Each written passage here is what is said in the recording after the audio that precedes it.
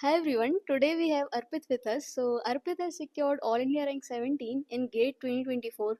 So, let's just ask him what he did in this final 1 month for GATE. So, hi Arpit. Hi. Hi, Anjali. So, can you just give a quick intro of yours? Hello everyone. My name is Arpit. I have secured All India Rank 17 in GATE 2024, and currently I'm pursuing MTech from Computer Science and Automation Department, and currently I am in my second semester. Okay, so thank you. And so my first question is that मतलब तुमने last के 1 month में क्या किया था gate के लिए, मतलब क्या तुम्हारी स्ट्रेटेजी थी, मतलब मॉक्स दिए थे, पीवाईक्यूज किए थे या जो भी किया था? लास्ट के 1 मंथ में ऐसा कुछ एक्स्ट्रा ऑर्डिनरी तो नहीं किया था। वही जो हर कोई बोलता है वही टिपिकल चीज़ें, जैसे टेस्ट सीरीज दी थी मैंने, पीवाईक्यूज थोड़े बहुत रिवाइज करे थे, बाकी कोर्स मैंने जो नोट्स बनाए थे उनको रिवाइज किया था, बाकी टेस्ट जो आ रहे हैं उसको एनालाइज किया। मोस्टली रिवीजन और टेस्ट सीरीज ही मैंने आखिरी ये 1 मंथ में लगाए थे अच्छे से। ओके ओके, तो मतलब कितने मॉक्स दिए थे एंड कितनी बार रिवाइज किया था, या फिर जो पीवाईक्यूज तुम ऑलरेडी कर चुके थे वो तुमने दोबारा सॉल्व किए थे क्या? हाँ, मैंने मल्टीपल टाइम्स लगाए थे गेट पीवाईक्यूज। मोस्टली मैं क्या करता था, रिवाइज करने के लिए मैं मोस्टली पीवाईक्यूज ही उठा लेता था। किसी टॉपिक को रिवाइज करना है तो मैं उसके पीवाईक्यूज उठा लेता था। अगर मेरे को लगता था कि मैं बहुत कुछ भूल चुका हूँ इस टॉपिक से, तभी मैं उसके नोट्स या कुछ रेफर कर लेता था। और हाँ, मोस्टली यही करता था मैं। ओके ओके, सो मतलब टेस्ट सीरीज तुमने मल्टीपल दी थी, या मतलब कौन कौन सी टेस्ट सीरीज सॉल्व करी थी, और लाइक अराउंड कितने टेस्ट दिए थे टोटल? मैंने अपने फाइनल अटेम्प्ट में 3 टेस्ट सीरीज दी थी। एक गो क्लासेस की, एक गेट ओवरफ्लो की और तीसरी मेड ईजी की। और इनके फुल लेंथ के टेस्ट मैंने सारे दिए थे, लेकिन जो टॉपिक वाइज या सब्जेक्ट वाइज होते थे उसमें से कुछ सिलेक्टिव दिए होंगे, सारे नहीं दे पाया था मैं। लेकिन हाँ, फुल लेंथ मैंने तीनों उसके सारे सारे सारे दिए थे। Okay okay, and like what about marks, मतलब मार्क्स तुम्हारे स्टार्टिंग से ही अच्छे आ रहे थे या फिर मतलब धीरे धीरे इंक्रीज हुए, एंड मतलब कैसे तुम एनालाइज करते थे अपने टेस्ट को? मेरे साथ थोड़ा डिफरेंट था। मेरे स्टार्टिंग में मार्क्स काफ़ी अच्छे आ रहे थे टेस्ट सीरीज़ में। फिर बीच में एक फ़ेज़ आया था जहाँ पे कॉन्स्टेंटली मैं एकदम नीचे जा रहा था। और मेरे ख्याल से जब AIMT स्टार्ट हुए थे फिर भी मैं नीचे ही जा रहा था। फिर AIMT 3 से मैंने फिर से मेरे मार्क्स इंप्रूव होना स्टार्ट हुए, एंड देन वो फिर इंप्रूव ही होते रहे। मोस्टली मैं अपने मिस्टेक्स ही फाइंड देखता रहता था कि मैं क्या मिस्टेक्स कर रहा हूँ, उनको नोट डाउन करता था कि फ्यूचर में ये मिस्टेक्स मैं रिपीट ना करूँ। और बेसिकली उन्हीं चीज़ों ने मुझे हेल्प किया कि गेट में मेरी उतनी सिली मिस्टेक्स नहीं हुई। ओके ओके, तो लाइक थोड़ा अच्छे से बताओगे कि कैसे पूरा एनालाइज करते थे, टेस्ट देने के बाद कितना टाइम उसको देते थे तुम एनालाइज करने में, और उसमें क्या क्या चीज़ें करते थे? एनालाइज करने के लिए बेसिकली मैं ये देखता था कि मतलब मैं क्वेश्चंस को 3 पार्ट में डिवाइड कर लेता था कि एक तो होते हैं जो आपको एकदम ही क्लियरली आपने सॉल्व कर लिया, आपको उसका एकदम कॉन्सेप्ट क्लियर था, सब कुछ था, तो उसमें ज़्यादा कुछ करने की ज़रूरत नहीं होती थी। एक होते हैं जिसमें आपने हल्का-फुल्का आइडिया था, लेकिन आपने एकदम क्लैरिटी नहीं थी, तो उस टॉपिक को ऐसा होता है कि आपको उस टॉपिक को रिवाइज़ करना पड़ेगा फिर से, तो उसको मैं रिवाइज़ करता था। और तीसरा, कभी-कभी ऐसा भी होता था कि कुछ ऐसे टॉपिक से क्वेश्चन आते थे जो कि मैंने पढ़े ही नहीं है या फिर मैंने देखा नहीं है उनको, तो उन नए टॉपिक्स को भी मैं, अगर मेरे पास टाइम होता तो मैं उनको पढ़ लेता था। तो बेसिकली इन 3 तरीकों से मैं अपने मॉक टेक्स्ट को एनालाइज करता था।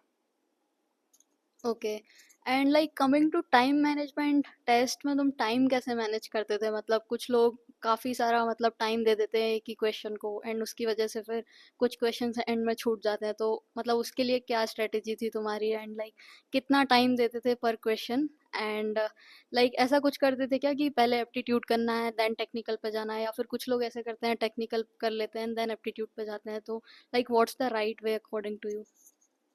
आई डोंट थिंक कि कोई भी राइट वे है, बट मेरी कोई मतलब ऐसी कोई स्ट्रैटेजी नहीं थी। मैं ये करता था कि पहले मैं टेक्निकल सेक्शन से स्टार्ट करता था, चाहे उसमें 1 मार्क्स पहले आ रहे हो या 2 मार्क्स, उससे फ़र्क नहीं पड़ता था। मैं पहले एक वॉक एक पूरा एक फेज पूरा टेक्निकल का कंप्लीट कर लेता था, उसके बाद मैं एप्टीट्यूड पे जाता था।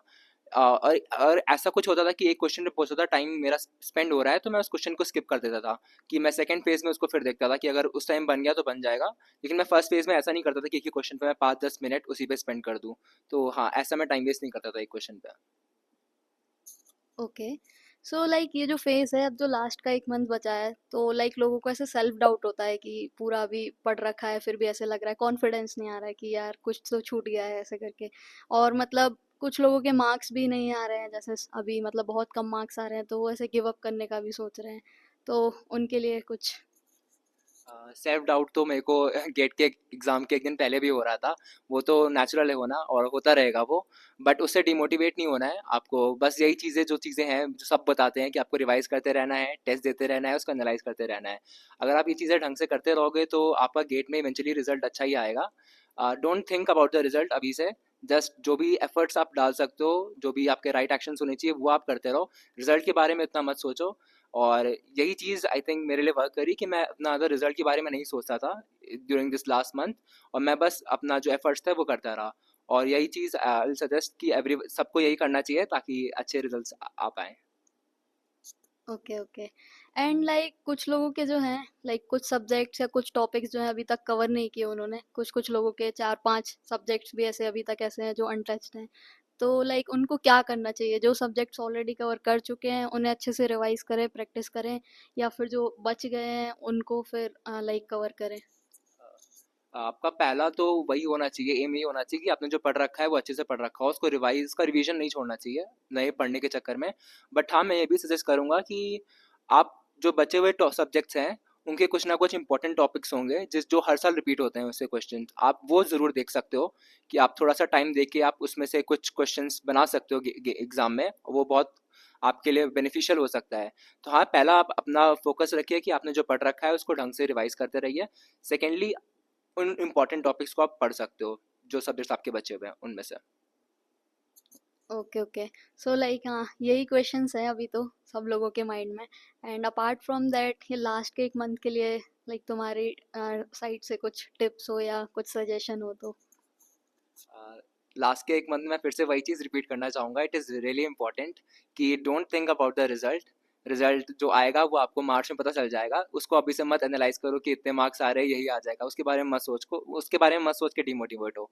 अभी जो कर सकते हो, तुम्हारे पास एक महीने का टाइम है, उसमें अपने बेस्ट एफर्ट्स दो। जो होगा एक महीने बाद वो देख लेना। अभी से मत सोचो उसके बारे में कि अभी तेरे को इतने मार्क्स आ रहे हैं, आईटी नहीं मिलेगा, ये नहीं मिलेगा, वो बाद में देख लेना। जितने मार्क्स आएंगे उसमें से बेस्ट चूज कर लेना। बट अभी तुम्हारे पास एक महीना है, उसमें उसको ये सब सोच के टाइम मत वेस्ट करो। अपने जो तुम्हारे एफर्ट्स हैं उनको ढंग से पुट इन करो, टेस्ट सीरीज लगाओ, रिवीजन करो, that's it. Okay okay. So thank you so much Arpit for your time, and या थैंक यू एवरीवन।